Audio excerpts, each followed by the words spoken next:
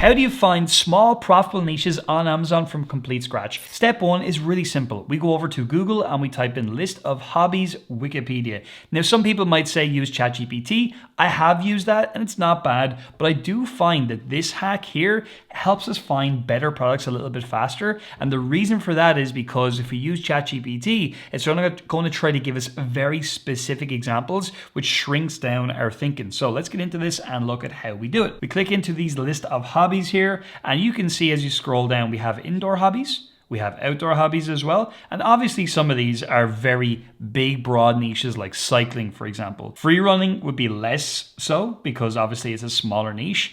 Jogging is a weird one. Obviously things like playing with a pet, odd. But I like to look for stuff that's a little bit weird, like scrapbooking or sculpting. Why? Because these are passion-led niches. People are spending a lot of money on doing things like this, and I like looking into them for that very reason. So I think what we'll do is we'll look at sculpting and scrapbooking just to see what those markets look like. So if we just copy that, go over to Amazon now, and we just paste that in, sculpting, and we add in accessories. This is the little hack, if you will, because we're typically looking to build a brand in a niche here at Amazon now for selling our own products. And so we're trying to understand what accessories, what kits, what's going on in these different niches and what's making money. So if we go sculpting accessories, it's often just a good way in. So I'm going to have a look and see. So obviously we have things like this 42 clay sculpting kit, which comes with an apron, stuff like that. But you could see how something like this could turn into a pretty nice brand, right? Because it's not very well branded here, but it could be interesting. So I'll open that up just so we can see what that is bringing in terms of revenue. So obviously as well, you could look at stuff like this. It's like a polymer clay kit set. That's going to be quite a competitive niche, but we'll take a look at it nonetheless. It is on a deal at the moment, just to say. So it's usually $24.99. Here's another item. It's a sculpting wheel. So again, that's an interesting one. Now, I don't know how much money these are bringing in, but I'm going to find out in just a sec. I'm going to show you how we do that. So there's obviously going to be things like this coming from time to time that are nothing to do with what you're searching. You can ignore them or you can research them a little bit further. But again, we've got other stuff like a pottery clay set, but it's $4.98. We don't really want to sell things that are that cheap, so we'll just jump on from that. A lot of this polymer clay set coming up a lot, so that tells you it's quite a competitive niche. But also, if it's competitive, it makes money. And we're here to build a brand where Amazon's going to be a big part of our distribution. It may not necessarily be our only distribution. So I'm kind of thinking, let's just take a look and see what else is going on over here. This was the first product that we looked at. I use Hero Launchpad, which you can grab for free for 7 days, by the way. But when we have Hero Launchpad, we can use the scanner. We're trying to see what kind of revenue it's bringing in on a monthly basis. So this little set is bringing in $7,725 per month. So it is not too far away from a 6-figure item per year. But let's just do the calculation. 7725, we'll multiply that by 12. And so the top line revenue of that one listing on Amazon is $92,700. Now, if we multiply that by 0.3, that's going to give us the rough profit per year. So that one listing on Amazon, this one right here, is bringing in almost $30,000 in profit before tax, which is not bad. But the question you'd have to ask yourself is, could I build a brand in this niche? Is that something I could do? Could this be the start of a brand?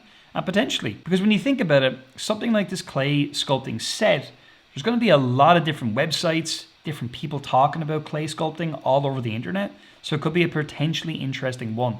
And also if we look at this actual listing, like it's not bad, pretty well done. But I think there's a lot of room for improvement, especially around the branding. Because if you look at this, it's very generic looking in nature.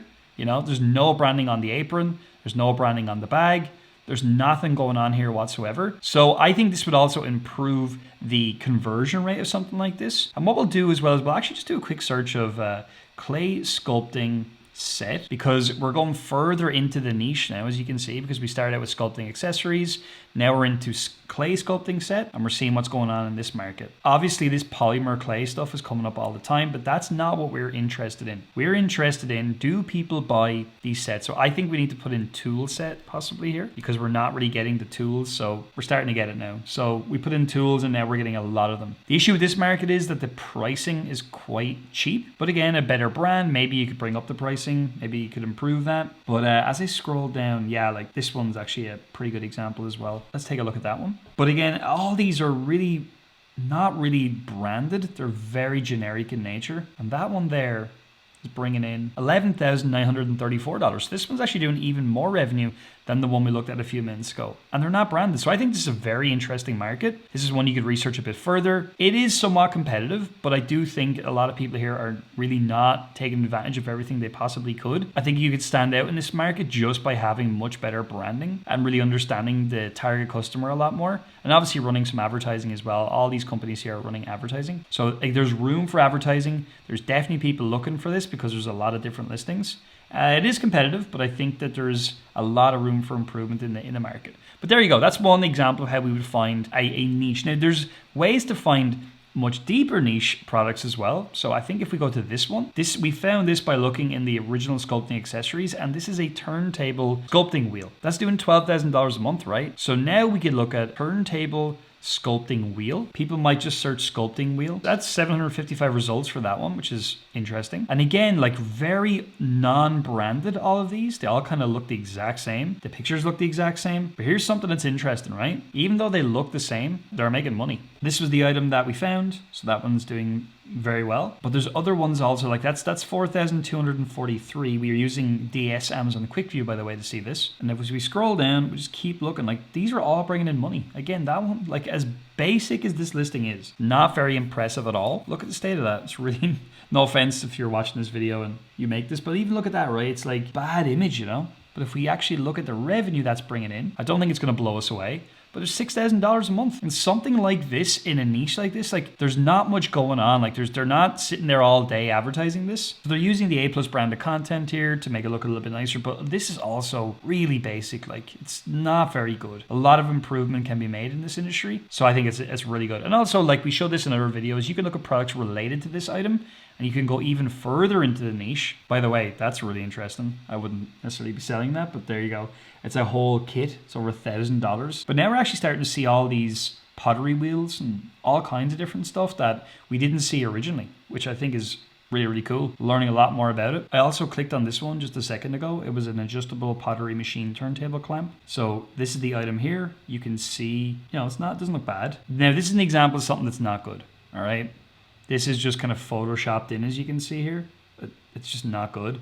It looks like it might even be AI making an original image, but it really doesn't look good because they've just kind of edited that in.